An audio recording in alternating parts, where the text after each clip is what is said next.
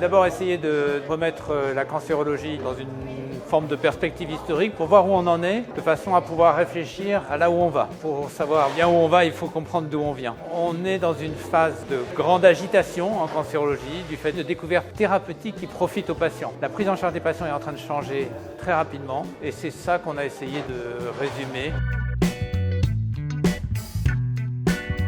Les grandes évolutions de la recherche, d'abord, on a tendance à les centrer sur les thérapeutiques des cancers avancés, et en particulier des cancers métastatiques. Mais la situation ne se résume pas à ça. Je pense qu'il est important de voir aussi les progrès importants qui sont en train de se faire en termes de prévention et de dépistage précoce, en termes de thérapeutique bien sûr, mais aussi en termes de prise en charge à long terme des patients qui ont été guéris de leur cancer, et ils sont de plus en plus nombreux, et c'est devenu un vrai sujet. C'est important pour les médecins généralistes parce que les patients se tiennent au courant aussi et qu'ils ont besoin de pouvoir les accompagner. La prise en charge du cancer lui-même est souvent très spécialisée. Le médecin généraliste a un rôle essentiel à l'étape de la prévention et du dépistage, à l'étape du diagnostic, à l'étape de l'accompagnement pendant le traitement et à l'étape post-thérapeutique. Donc à tous les moments, le généraliste est la référence.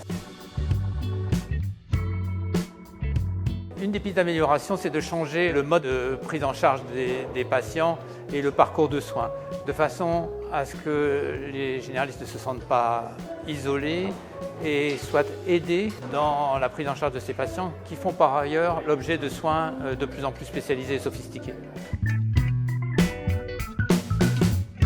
Un des grands enjeux de la recherche en cancérologie, c'est de trouver une nouvelle approche thérapeutique. La dernière en date étant l'immunothérapie. C'est d'améliorer toutes les thérapeutiques existantes, depuis la chirurgie jusqu'à l'immunothérapie récente. Il y a beaucoup de progrès à faire pour améliorer chacune d'entre elles et d'apprendre à combiner toutes ces approches. Les podcasts, c'est un moyen actuel, facile d'accès. L'idée, c'est de créer des situations, certes fictives, mais qui sont issues d'échanges avec les médecins généralistes pour comprendre où sont les difficultés, de recréer des situations qui mettent en scène ces difficultés et d'apporter des éléments de réponse. Un des aspects, c'est de diminuer une certaine anxiété qu'on a ressentie en interrogeant les médecins généralistes vis-à-vis du cancer, par peur de ne pas savoir faire, savoir prendre en charge. Je pense que c'est pas comme ça qu'il faut aborder la question, c'est plutôt de savoir comment avoir une place complémentaire des soins ultra spécialisés qui sont maintenant nécessaires pour traiter certains cancers.